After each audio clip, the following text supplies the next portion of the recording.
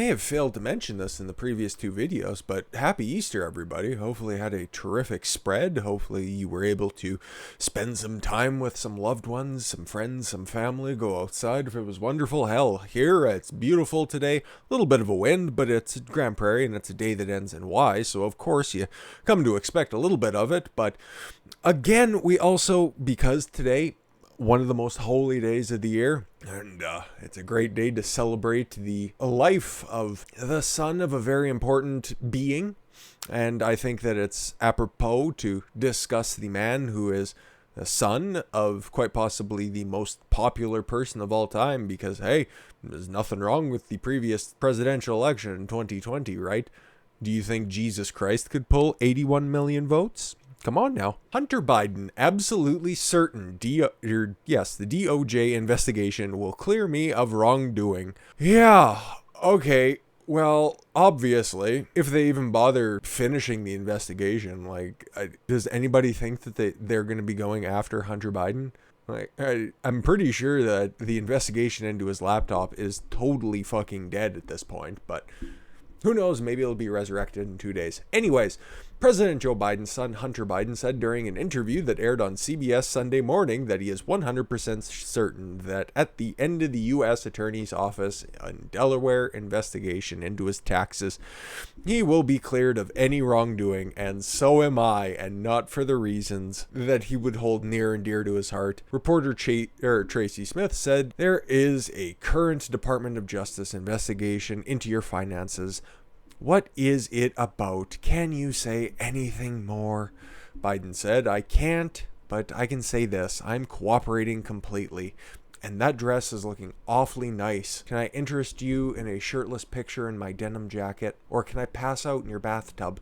Oh no, and I am absolutely certain 100% that at the end of the investigation that I will be cleared of any wrongdoing.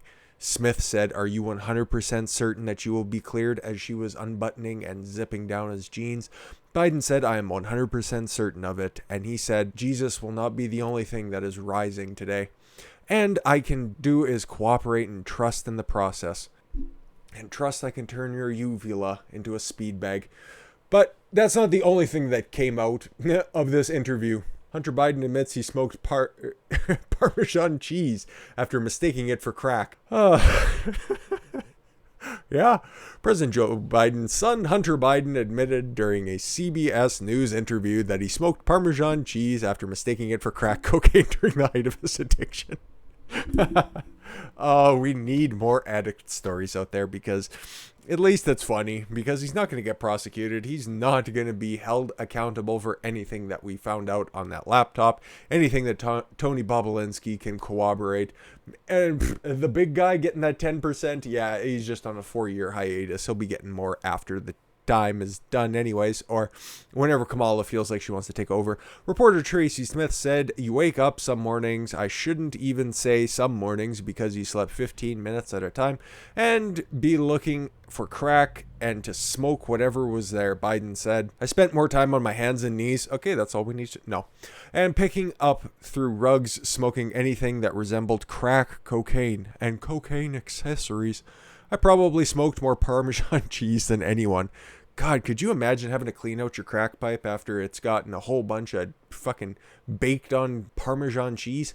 Jesus, your house, instead of smelling like cat piss, would just reek of feet. Oh, what a terrible life this multi-millionaire has. I mean, it's fucking terrible. But if you couldn't tell by this interview, it was a complete and total fluff piece. And no, I'm not referring to the producer prior to when Tracy Smith walked up and helped Hunter out with his current situation. Critics slam utterly deceitful media after Hunter Biden admits the laptop could have been his. Yeah, because now he's blaming it on, guess who? I will give you one guess as to which nation could possibly be behind what is going on with his laptop right now. It is the one that the Democrats have been trumpeting for every wrongdoing that has been going on. Anything that could possibly be to blame over the past 5 years at this point, that would be Marussia. Of course, guys, we'll get to it. As many on social media praised Hunter Biden for discussing his drug addiction, because when somebody who is suffering from addiction is on the right side and holds the right beliefs or came out of the sack of the right person, then any shortcomings that they have are just whisked away, and you're stunning and brave for announcing and admitting that you might have a problem.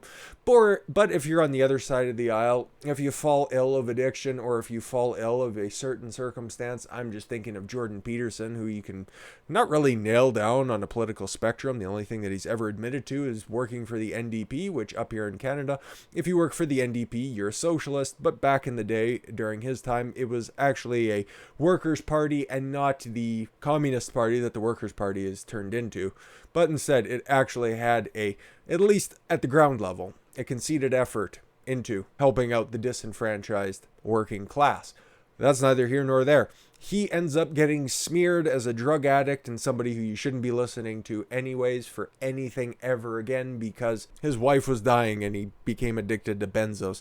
But at the same time, you should be listening to somebody who has more nude pictures than Jenna Jameson, and when he's not taking nudes for himself or for others, he's fucking his niece. No, he's fine. He's stunning and brave. Anyways, yeah, this interview was quite a thing.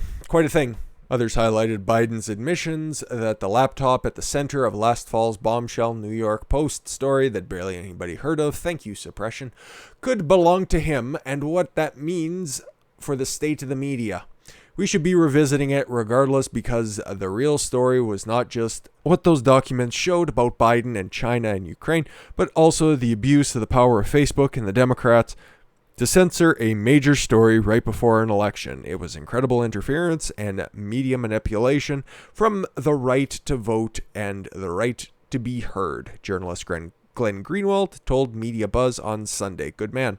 An interview clip released on Friday, Hunter Biden said the laptop first reported on by the New York Post could be his. It's definitely his.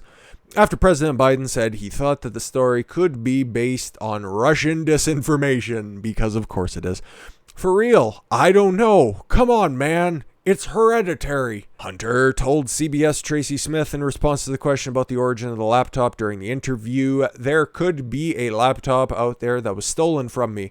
Or you got so high that you found enough Parmesan cheese for that day where you forgot to go back and pay your bill at the laptop repair place, and then it relapsed like you many times and became property of the owner of the laptop repair shop. It couldn't be that situation now, could it? No.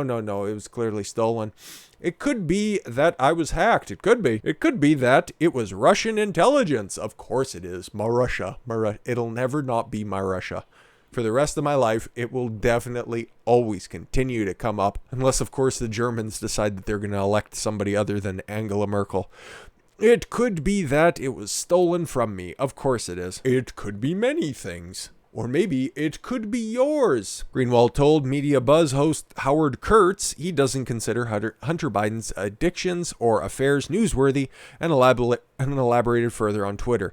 I'm pretty sure I stated that. It's something funny to point out, but at the heart of it, the story of Hunter Biden's corruption with Burisma in Ukraine, taking money from the CCP, taking money from the widow of the mayor of Moscow. That is the heart of the story.